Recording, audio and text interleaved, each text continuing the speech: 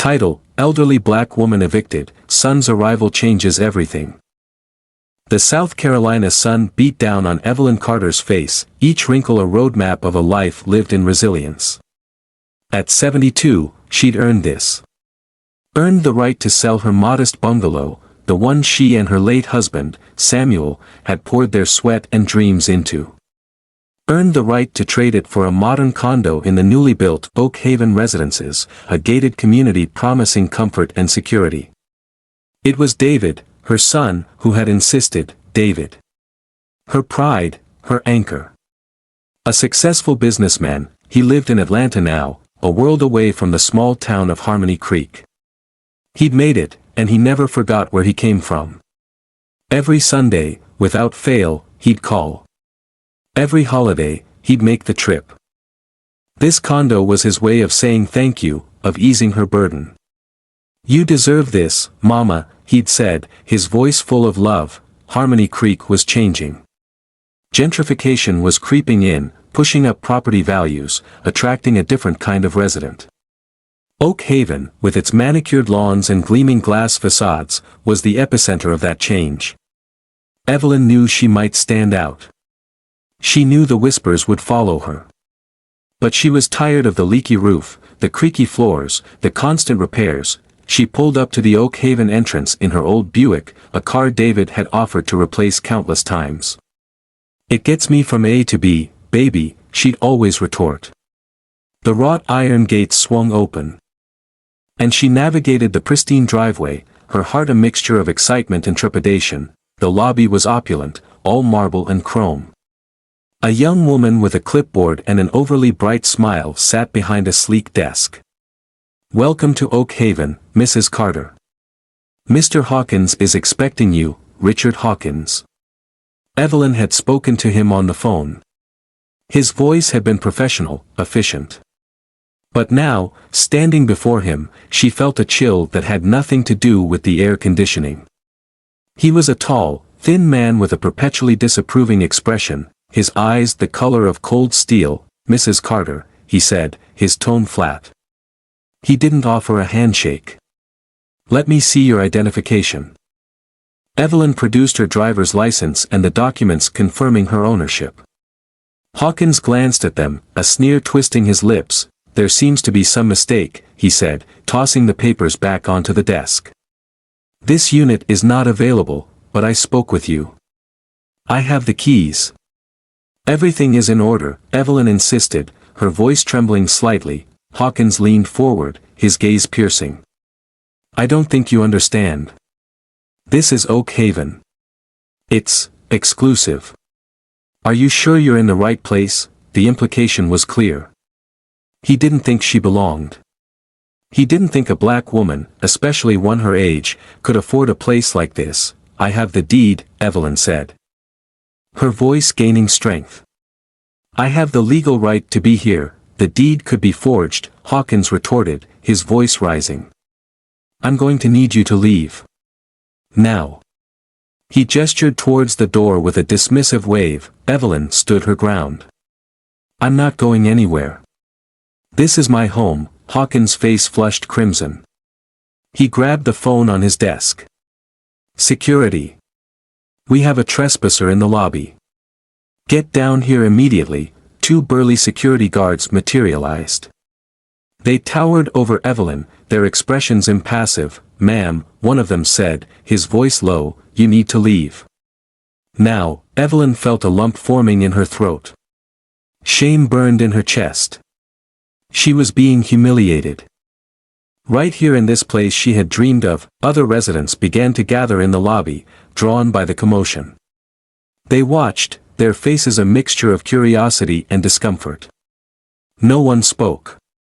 No one intervened. With tears blurring her vision, Evelyn allowed the security guards to escort her out. She stumbled back to her Buick, the keys shaking in her hand. As she drove away, she glanced back at Oak Haven, the once gleaming facade now a symbol of her pain and injustice. She pulled over to the side of the road, her body racked with sobs. Reaching for her phone, she dialed the number she knew by heart. "David," she choked out, They won't let me in." The line went silent. Evelyn could hear David's breathing, a low, controlled fury building on the other end. What do you mean, Mama? What happened? Evelyn recounted the events, her voice thick with emotion. She spared no detail, painting a picture of Hawkins' disdain, the security guards' cold indifference, the silent complicity of the onlookers. David listened without interrupting, his grip tightening on the phone. He knew the subtle, insidious ways prejudice could manifest, even in the 21st century. He'd experienced it himself, in boardrooms, in restaurants, in everyday interactions. But to hear it directed at his mother, the woman who had sacrificed everything for him, ignited a rage he rarely allowed himself to feel. "Don't worry, Mama," he said, his voice calm but firm. "I'm coming home." He hung up and immediately cancelled his remaining meetings. He was in the middle of a complex merger deal, one that could make or break his company. But none of that mattered now. His mother was in pain, and he needed to be there for her. He booked the next flight to Harmony Creek. As he waited at the gate, he wrestled with a decision. He hadn't told Evelyn that he owned Oak Haven. He'd purchased the entire property several months ago, an investment he'd kept secret. He'd planned to surprise her, to reveal his ownership after she had settled in. Now, he wondered if he should tell her.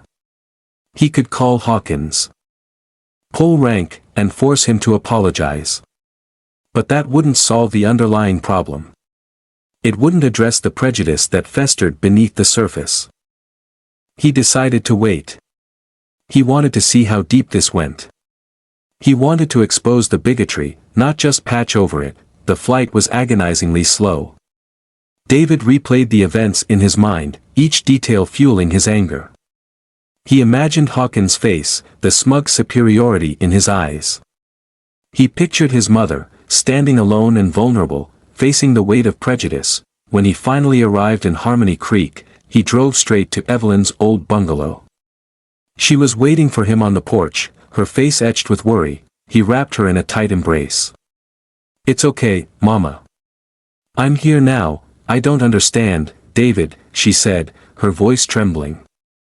"Why would he do that?" "I don't know, Mama," David said, his voice low. "But we're going to find out. And we're going to make sure it never happens again." He spent the evening listening to her, comforting her, trying to soothe her wounded spirit. He held her hand as she drifted off to sleep, his mind churning with a plan. The next morning, David dressed casually, opting for jeans and a simple t-shirt. He wanted to appear unassuming, approachable. He didn't want to intimidate anyone. He wanted to see the truth. "I'm going to Oak Haven, Mama," he said, as he prepared to leave. "I'm going to talk to Hawkins. I promise you, I'll make things right." Evelyn looked at him, her eyes filled with apprehension. "Be careful, David. That man. He's got a darkness in him." David squeezed her hand. "I'll be fine, Mama. Trust me." As he drove towards Oak Haven, he felt a surge of adrenaline. He was about to confront the man who had hurt his mother, the man who represented everything he hated about prejudice and discrimination. He was ready. He parked his car in front of the building and walked into the lobby. Hawkins was behind the desk, his expression as disdainful as ever. "Can I help you?" Hawkins asked, his voice dripping with condescension. He clearly didn't recognize David. "I'd like to speak to you about Mrs. Evelyn Carter," David said, his voice calm but firm. Hawkins' eyes narrowed. "I told her she wasn't welcome here. I don't know what else there is to say. She has a deed to a condo in this building," David said. "She has every right to be here," Hawkins chuckled. "A woman like that? Living in Oak Haven? Don't be ridiculous. She probably forged the documents." David's blood boiled. He fought to control his anger. "That's a serious accusation," he said, his voice low. "I'm just stating the facts," Hawkins replied, his eyes hard. "She doesn't belong here. And I'm not going to let her in." David took a deep breath. "What if I told you that I'm the owner of this building?" Hawkins laughed. "You? Don't make me laugh. What would a guy like you know about real estate?" "I know enough to know that you're about to lose your job," David said, his voice steely. He reached into his pocket and pulled out his wallet. He removed his business card and placed it on the desk. Hawkins picked up the card and read it. His eyes widened in disbelief.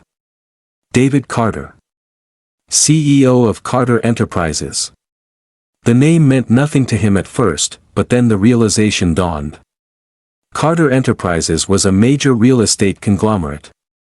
They owned properties all over the country. And now, apparently, they owned Oak Haven. Hawkins' face turned pale. He stammered, "Mr. Carter. I didn't know." "That's right, you didn't," David said, his voice cold. "You saw a black woman, an elderly woman, and you made assumptions. You treated her with disrespect and disdain. And now you're going to pay the price." He gestured towards the other residents who were now gathering in the lobby, drawn by the rising tension. "Everyone, listen up. This is Richard Hawkins. He's the manager of this building. And he's a racist." A gasp rippled through the crowd. Hawkins cowered behind the desk, his face ashen. "Mr. Hawkins," David continued, his voice ringing with authority, "you are fired. Effective immediately. Pack your things and get out of this building. And don't ever show your face here again." Hawkins opened his mouth to protest, but no words came out. He simply stared at David, his eyes filled with fear and disbelief. David turned to the other residents. "I apologize for the way Mr. Hawkins treated Mrs. Carter. I assure you, that kind of behavior will not be tolerated in this building. I will be holding a meeting tomorrow evening to discuss how we can create a more inclusive and welcoming community." He turned and walked out of the lobby, leaving Hawkins standing there, humiliated and defeated. As he walked back to his car, he felt a sense of satisfaction. He had stood up for his mother. He had exposed the prejudice that had poisoned Oak Haven. But he knew that the fight was far from over. The meeting the next evening was tense.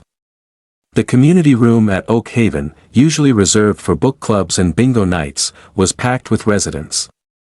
They sat in uncomfortable silence, their faces a mixture of guilt, curiosity, and apprehension. David stood at the front of the room, Evelyn by his side.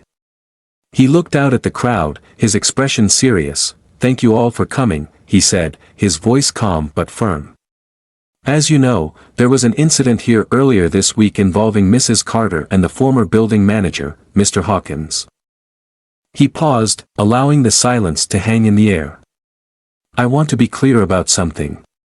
What happened to my mother was unacceptable. It was a blatant act of discrimination, and it will not be tolerated in this community." He saw several heads nod in agreement. Others shifted uncomfortably in their seats. "I understand that some of you may have witnessed the incident," David continued. "I also understand that some of you may have chosen not to intervene. I'm not here to judge you. But I am here to ask you to do better." He looked directly at a woman in the front row, a well-dressed blonde who had been one of the onlookers in the lobby. "Silence in the face of injustice is complicity," he said. "We all have a responsibility to stand up for what is right, even when it's difficult." The woman looked down, her face flushed with shame. "I didn't bring you here to scold you," David continued, softening his tone. "I brought you here to offer a solution. I want to work with you to create a community where everyone feels welcome, respected, and valued." He outlined his plan, a series of initiatives designed to promote diversity and inclusion.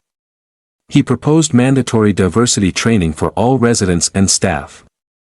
He suggested forming a community council to address any concerns about discrimination or bias. He offered to sponsor cultural events and activities that would celebrate the richness and diversity of the community. "This is not just about Mrs. Carter," David said, gesturing towards his mother. "This is about all of us. It's about creating a better future for ourselves, for our children, and for our community." Several residents spoke up, expressing their support for David's plan. Others offered their own suggestions and ideas. The atmosphere in the room began to shift, from one of tension and discomfort to one of hope and possibility. Suddenly, a man stood up in the back of the room. He was an older man, his face lined with wrinkles. "Mr. Carter," he said, his voice trembling. "I want to apologize. I was there when your mother was being escorted out of the building. I saw what happened, and I did nothing. I was afraid. I didn't want to get involved." He paused, his eyes filled with remorse. "I was wrong. I should have spoken up. I should have stood up for her. I am so sorry." David walked towards the man and extended his hand. "Thank you for your honesty," he said. "It takes courage to admit when you're wrong." "I appreciate your apology." The man shook David's hand, his grip firm. "I want to help," he said. "I want to be part of the solution." Other residents began to voice similar sentiments. The mood in the room was electric. It was as if a dam had broken, releasing a flood of pent-up guilt and remorse. David felt a surge of hope. He had come to Oak Haven expecting to fight a battle.